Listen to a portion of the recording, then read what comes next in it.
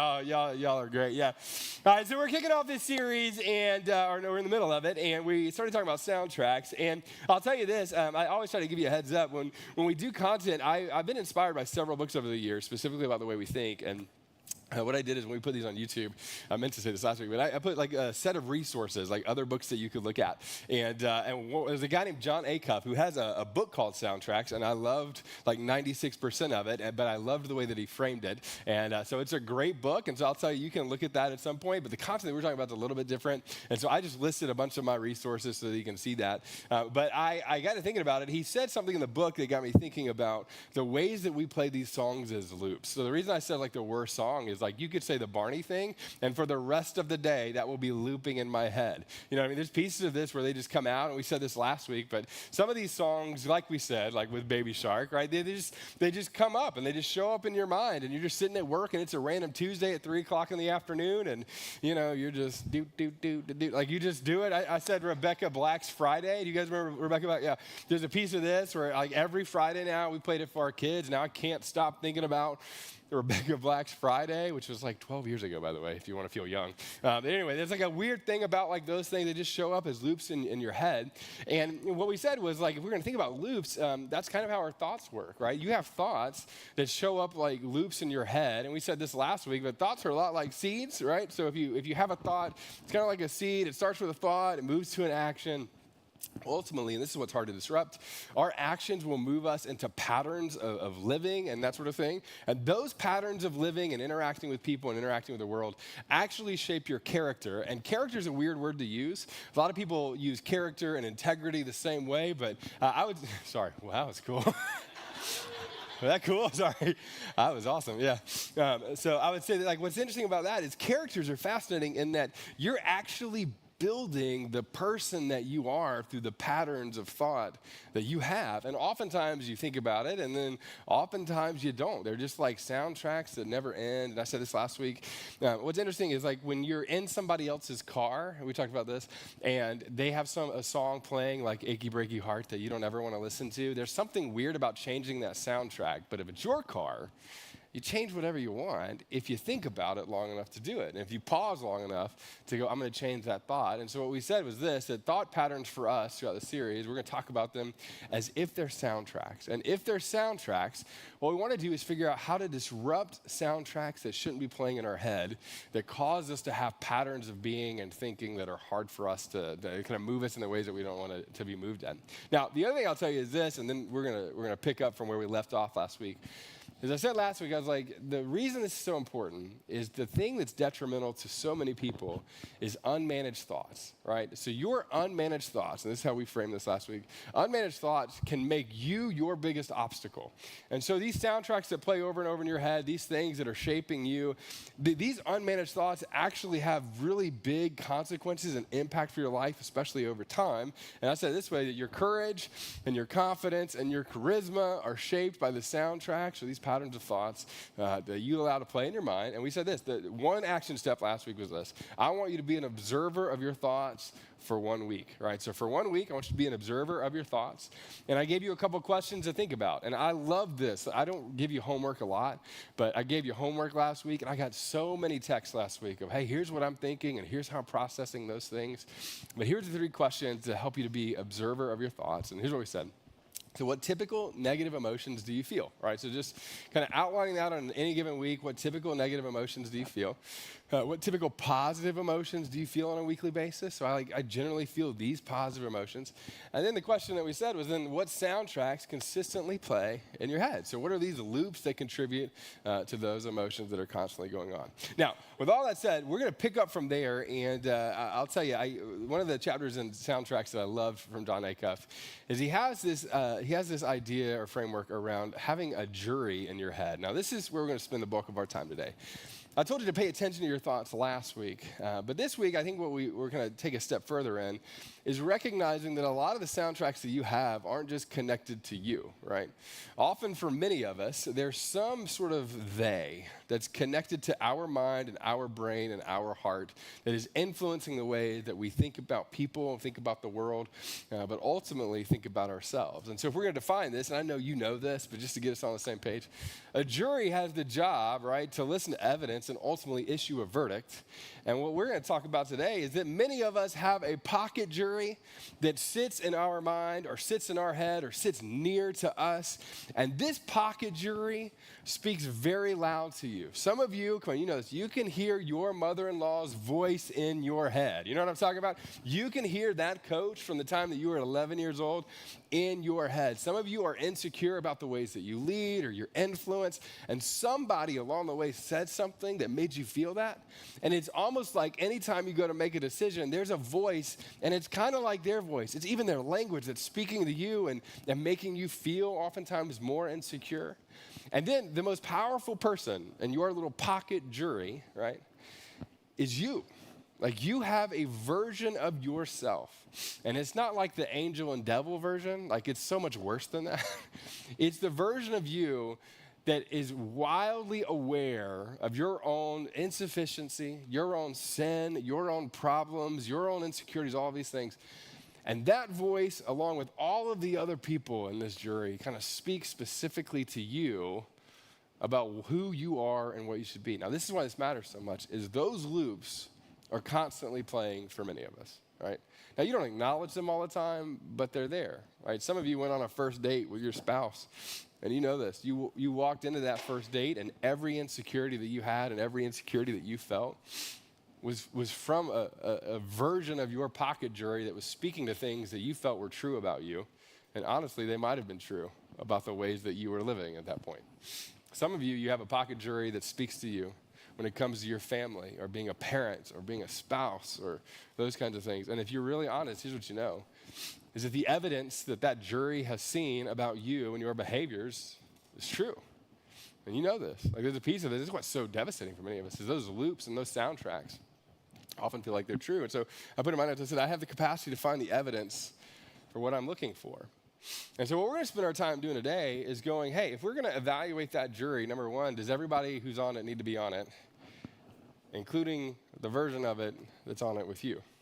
What are you telling yourself about you? What are you telling yourself about these insecurities? What are you telling yourself about your life? What are you telling yourself about your capacity? And what are you telling yourself that's different than what God is telling you? Now, there's a phrase, and you've heard this before. Most all of us have heard this. The phrase is called confirmation bias. And you know this too. And confirmation bias is pretty simple. We sum it this way. It's a psychological phenomenon that ensures that we pay the greatest attention to information that confirms our existing views. And here's what you know, especially in election season, right? This is one of those things that you've seen in other people, and it's really hard to see in ourselves. Then with the evidence that I find oftentimes is evidence that I assume is already there, so I just kind of see it. We were shopping for cars a few years ago. I was upgrading from my 2006 Honda Accord, everybody. 257,000 miles, pretty proud of that. And I upgraded to a car that has a background camera. Did y'all know that it did that? That's pretty cool. I was really excited. It's my first background camera. It's been out about 10 years, and we figured that out. And I found a car that I liked, and I don't know if you've ever done this before. The only car I saw on the road after that was what? The one that I liked. You know what I mean? It was the only one, and not only that, but I saw that in every color. I remember like the first time I started noticing red cars, it was like every car that I saw was red. There's a piece of this that you just see this. And you see this in other areas of your life, but this is true about you.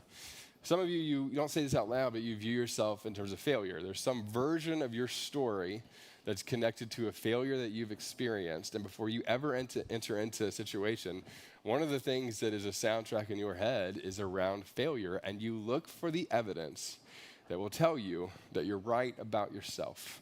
That's some version of confirmation bias. Some of you look at this and you go like, hey, I'm just naturally this. I love this around Enneagram. Everybody talks about Enneagram. I'm like an Enneagram 8. So now I'm just angry at the Enneagram 2. So I'm that guy. What's funny is you hear this, I'm this person. And I'm like, that might be true. But then you start looking for evidence to show you that you're more and more and more of what you already are. And you just find more and more evidence of what you already are. Now, this is not a problem at times. And then a lot of times it's a huge problem because the only lens that you see yourself through, the only lens that pocket jury speaks up in is the version of you that is either not true or partially true, or, and this is more devastating, or only true when you believe it about yourself and act through that identity and that lens. And so a lot of people don't know this, but when it comes to the New Testament, Paul has this big word, and you see, or we talk about it with this big word. The word is sanctification. And again, you don't ever use that, especially on a first date. Nobody's ever said that in any other context but church. You know what I mean? Like, we don't ever talk about that. But this idea of sanctification, I grew up going like, as soon as you pray a prayer and, Jesus, and you get out of hell free card, and then all of a sudden you are sanctified. We'd say that all the time, filled with the Holy Ghost, but that was where I grew up, and there's a little bit of that. If you know, you know. You know what I'm talking about? If you know, you know. All right. But I'll say this. What you come to discover is this. You have the capacity to experience the fullness of God transforming you, but very few people, and this is what's so hard, very few people do the work of handing their mind over to Jesus and allowing him to transform those thoughts. In fact, what many of us do, and me included, is we give our life to Jesus, but hold our mind with a grip. And we hold it with such a tight grip that we still believe that we were who we were before we found Jesus. And what Paul writes about so much in the New Testament, and his approach to this is so fascinating, is Paul talks about what it means to do this, not just with your body, not just with your soul, but with your mind, because that drives so much of your life. And so one of the areas we're going to look at today is an area in the Bible called 2 Corinthians. He's writing to an ancient area of the world called Corinth. They're all sorts of fun and messed up. So when you read these 1st and 2 Corinthians, I always kind of joke like they needed two of them. They needed a couple letters from Paul to kind of figure this out. And so they're writing about what it looks like to all these sorts of things, what it looks like to follow Jesus, be in the world. But he gets to the heart of it and the guts of it in 2 Corinthians chapter 10. And here's what he says. He says, "For though we live in the world, we do not wage war as the world does." Now, he's not talking about wars. He's talking about the war of our mind and our body and the ways that we live our life and give our lives to Christ. Like, you don't wage war the same way that other people do. Meaning this, that you don't self-help yourself the way everybody else self-helps themselves, right? You don't do it that way. You don't just strive harder. You don't just work harder. You just don't muster it up harder than everybody. No, you don't do that. You don't have your 12, whatever versions of like moving forward. It's not that kind of stuff. It's like, no. We don't wage war in a lot of ways in our minds, what we're going to be talking about, in the ways that other people do. He says this. He says, the weapons that we fight with are not the weapons of the world. And this is where I would say Christianity differs from so many other religions, and it's this. Christianity doesn't assume that you can do it by yourself. Vastly the opposite. Christianity assumes that you don't and you can't. So thanks for coming. Let's pray. Jesus, thank you. Like there's a little bit of that you don't have that capacity. And here's how you know that you don't have that capacity. Are you ready? Here's how you know that. Because you haven't. Yeah, but I have in some areas. Maybe, but you haven't fully. And it's not because you're not more disciplined. Because some of you are like so disciplined. You are so, like we're jealous of how disciplined you are. Some of you are wildly not disciplined and you're further along. And you're like, well, what is that? It's not about that. It is about the transformative work of Jesus in our lives. And he's like, no. We don't fight with those same sort of weapons. We're not trying to one-up ourselves and self-helping. No. He says this. He says, on the contrary, they have divine power to demolish strongholds. Now, again, you don't talk like this anywhere else. But the war imagery is so fascinating because I think when you look at these passages, it's not passive. It's not cute. It's not like, and then we hugged at the end. Paul's like, no. At the end of the day for you, this matters so much. It is a war for your mind, ultimately your heart, and the direction of your life. Now, again, I grew up in church where we personified Satan so much that it felt like sometimes a little guy with a pitchfork, you know what I mean? Like in a woo, like a little bit of that, and you watch movies and it was all like, yeah, he's scary, but I could beat him up. Like there's a little bit of that, But what's so fascinating is when you look at what the New Testament specifically talks about when it comes to spiritual warfare, it's not cute, it's not funny, it's not just a personified little guy poking at you. No. The deeper strongholds in our minds and our hearts, what's this, are gripped on us because of our own invitation oftentimes, or our own apathy to disrupt those strongholds in us. And that's not because of your ability to figure it out, right? When Paul talks about it, he's like, no, we work against this. There is something divine power against it. And he says, we demolish, you can go to the next one, we demolish arguments. I love this. And every pretension that sets itself up against the knowledge of God, which you actually see this, again, this is a lot of the New Testament writing where he essentially would bring something up and knock it down. They say this, but no. You even see Jesus said it. Jesus will say things like, and you've heard it said this. And then he like WWF, just, like he does that to it with his, that was an image, with his words. Like there's all of these versions of this where they go, here is what you have heard. Here is what you have seen. And it is not that. You're demolishing these arguments and these strongholds of pretense. It says, against the knowledge of God, and this is where the image of it is so clear. He says, and we take captive every thought to make it obedient to Christ. And can I just be really honest with you? This is what's so hard for so many people. That sounds so good and is the hardest and often the most disciplined thought work that we can do. I grew up in environments where we talked about this as if you just blinked and it happened, and it doesn't. My major in school, like, all the other studs in my school, was discipleship ministry. Ladies, like this is, yeah. And I'll tell you this was so fascinating. What was depressing for me is the deeper that we got into this, the further you see, like, it's not just about what you muster up.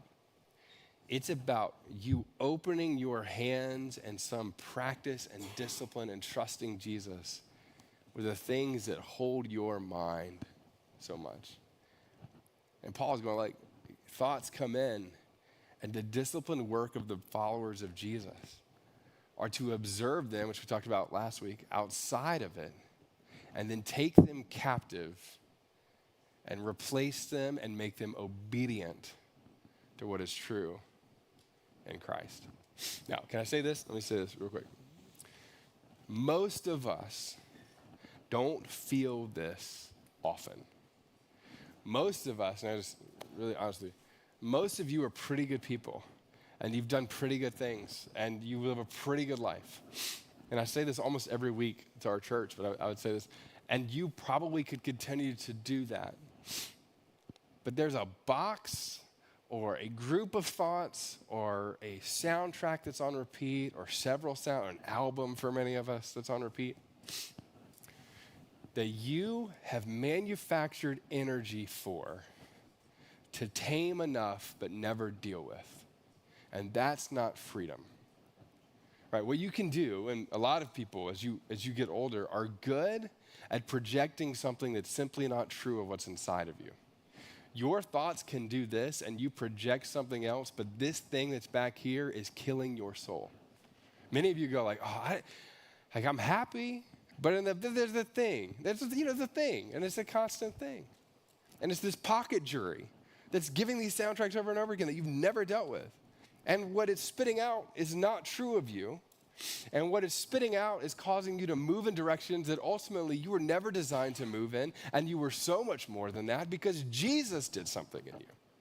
And he offered you so much freedom, most of the time more than we could ever imagine, around these thoughts and these patterns and these strongholds. And I'll tell you what, there is no magic prayer. There is no and then it's all over. I mean, sometimes maybe those are miracle things. I think God does that, but it's rare. More times than not, it's like a random Wednesday afternoon at 2:36 p.m. when you're trying to watch the Masters. No, that'd be Thursday. But anyway, you're watching the Masters, and there's a framework in you going, you're not a good golfer. Now, that one's true. But outside of that, there's a piece of you, though, that goes, I'm thinking this thing in the meeting. And where did that come from? And the disciplined work is going, is that from Jesus or is it not? And if it's from you, come on, and you mustered it up, it's likely not from him. What does the scripture say about you? And not just about you, collectively, humanity. What does it say about who you are? And you're a part of that. And all the other voices in your jury, including your own, is often wrong. And this is why when the writers of the New Testament talk about this, they're going, no. You take captive those thoughts so that you live with freedom in the world. Now, this is the part that gets left out a lot, and I think this is always fascinating to me, is most people put a period there and then it's kind of over. And we don't talk about the reason why. And the reason why, I love saying this to people, it's always fun. The reason why isn't your own happiness. In fact, oftentimes it doesn't just lead you to greater happiness. The reason why isn't your own stuff, and it's not even just your own freedom. You're not here just for you if you're a follower of Jesus. There is a collective movement of redemption that is sweeping through our world, and Jesus chose the church, not Italian restaurants with ceilings that are having some struggles, not that version of that, but the collective body of believers who Jesus has transformed and is transforming and put on mission in the world to bring redemption to it. Your freedom isn't just so you feel better about yourself, and your freedom's not just so that you are happier, and your freedom's not just so that you make more money, and your freedom isn't just so that you have a bigger thing or a house or whatever this is. It's none of that. The end of the day, your freedom moves you to be a more fuller representation of Jesus in the world and join the collective redemption of what he is doing here. Jesus loves you personally, but he's also set you on mission to do what he has called you to do, which is a great reason, if you're not a follower of Jesus, to not be a follower of Jesus, because you don't get to just go, well, it's all about me, because it's not just about you, and it simultaneously is very personal and about you. It's both. But when you leave out one or the other, I'll just tell you, this is one of the things, when you leave out one or the other, it becomes hollow in what he is doing in the transformative work of your life. Which means for those of you who are followers of Jesus, I'll just tell you this. When your freedom is only connected to your happiness, you will never feel fulfilled. And the reason you aren't is because you're not fulfilled. That's not all there is. And for those of you who go, I live a pretty good life, but I have these soundtracks, but this soundtrack over here makes me insecure. I'll just tell you this. Jesus' plan for your life isn't that you walk into any room and go, I don't know, I'm a little bit insecure about that. No.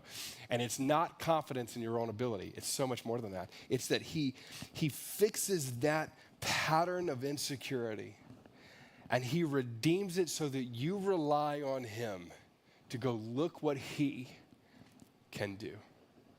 And if you're not a follower of Jesus, like I say, this is one of the places that Christianity diverts from everything else is where it goes.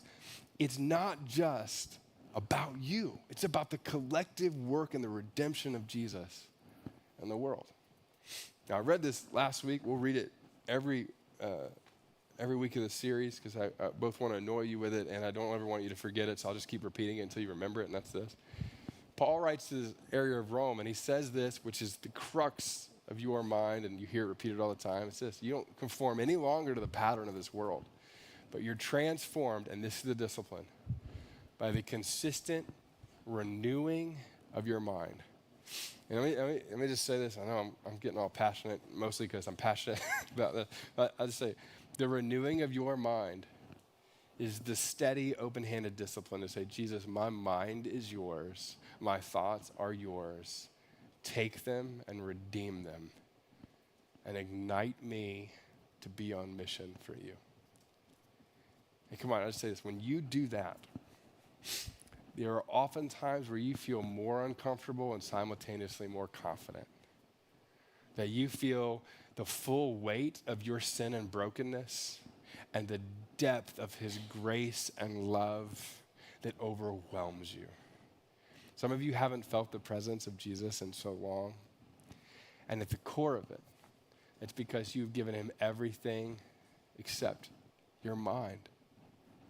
And I'll just tell you, it's not that you check it at the door because you don't. It's that he has given you the capacity to think about what you think about. And he, in the power of his holy and sacred spirit, transforms those spaces as we open our hands and we open our hearts to him. So I put in my notes to say this way, that your life will move in the direction of your thoughts. And for those of you who are followers of Jesus, the question is, who are you submitting to when it comes to your thoughts? So I said last week, practically, I was like, I want you to be an observer of your thoughts. This week, what I'm going to challenge you to, and I say this a lot, but I want you to be a person who's a gatekeeper of them. Now, if I can get you to practically zoom out and think about what you're thinking about, that's step one, right? And I told you this is kind of the ultimate question that we talked about. What soundtracks are consistently playing in your head? All those things. But when a thought comes, here's what I want you to do to interrogate that thought, right?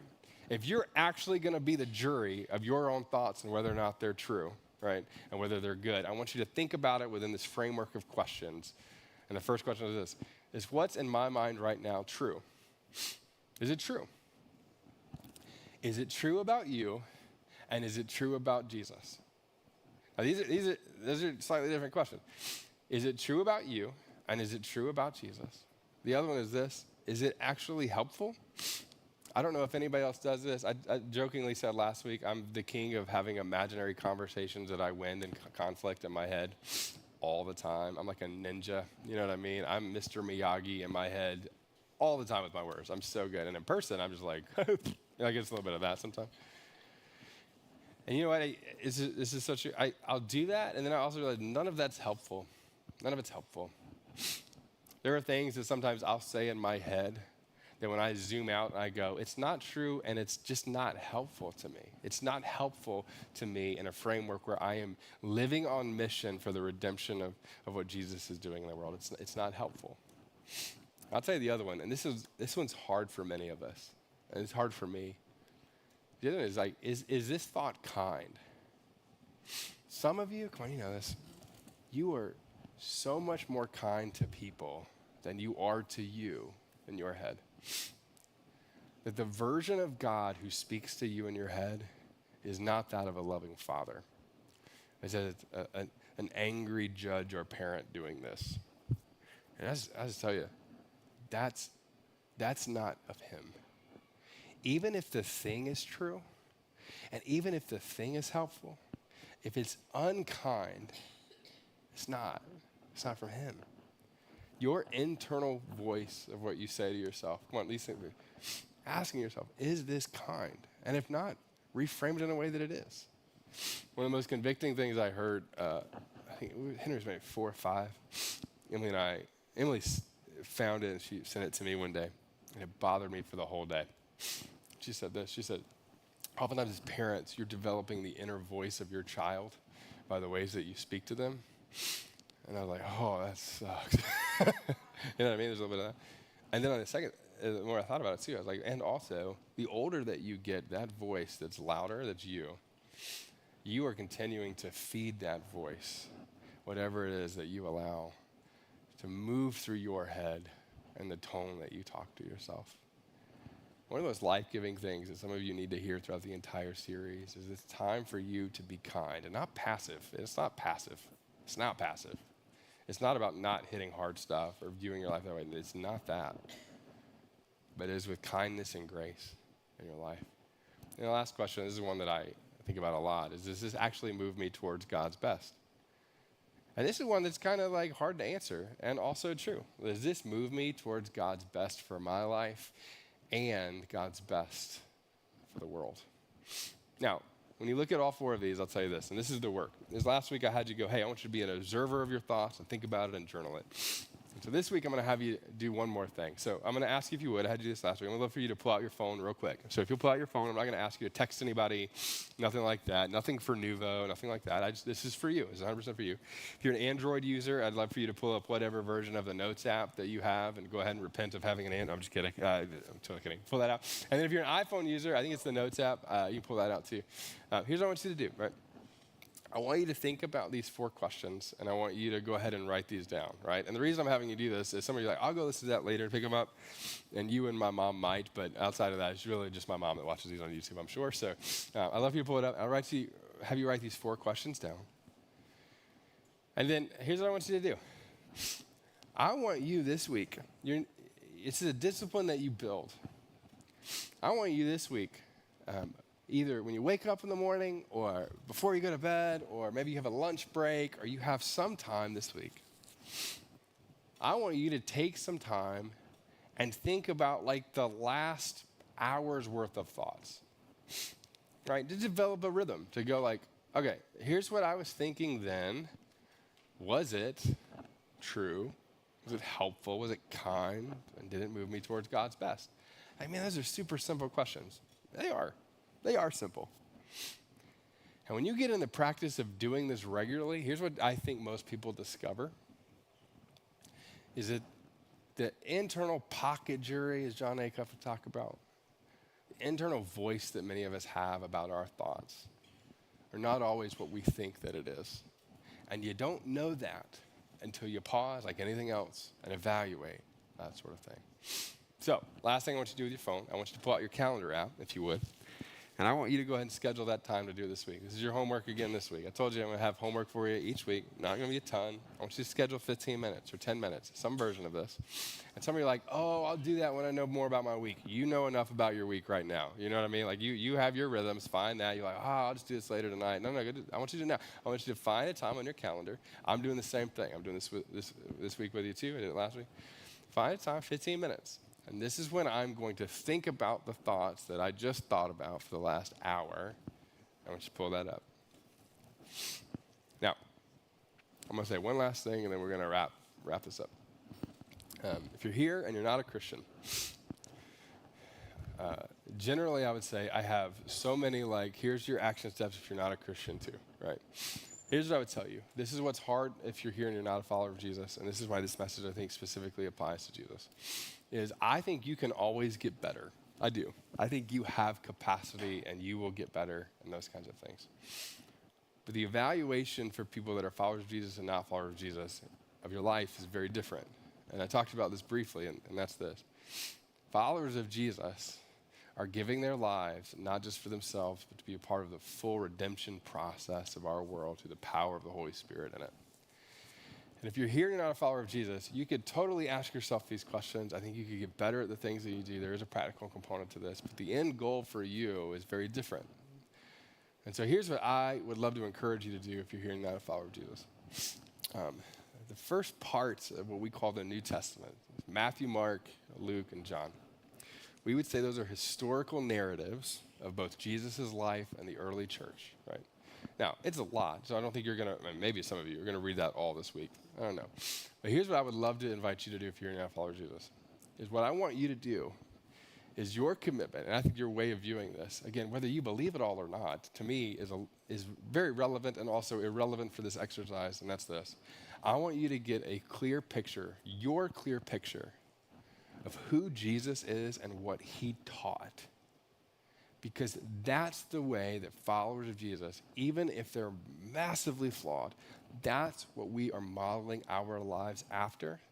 And here's my gut and my bet on this is that when you see who Jesus is and what he taught and what he calls people to in the redemptive work, the redemptive process, you're going to say, that thing is either irresistible to you or not. And I think it's irresistible. Now, then you've got so many other like theological things and questions and this sort of things, but I would say this. Followers of Jesus want their mind to be aligned with Christ so that we become who Christ called us to be and the words that we have in the New Testament. So what I would encourage you to do is I think you should do this exercise, but if you want to know what the fullness of it looks like, it's in the Gospels of Jesus. And the last thing is for those of you who are followers of Jesus, and I'll tell you this. There's a part of you that looks at what we talked about and you go, man, my inner like voice stuff is negative a lot, or there's pain attached to it, or those kinds of things. I'll say this. If you do this well, oftentimes things will rise to the surface that are painful or hard or difficult. And I'll tell you this, some of that we're going to hit next week, and some of that you need to hit with a counselor. And some of that you need to hit with somebody who's a therapist. And some of you need to go to trauma counseling. That's something that I've done, but I'll just say like those things matter. Whatever bubbles up, next week we're going to talk specifically about next steps of how you, once we're doing this, what does it look like? But I would say this. I don't want you to get discouraged this week for all the stuff that might bubble up. I want you to be an observer of it, and I want you to practice being a gatekeeper of it. And then what we're going to do next week is we're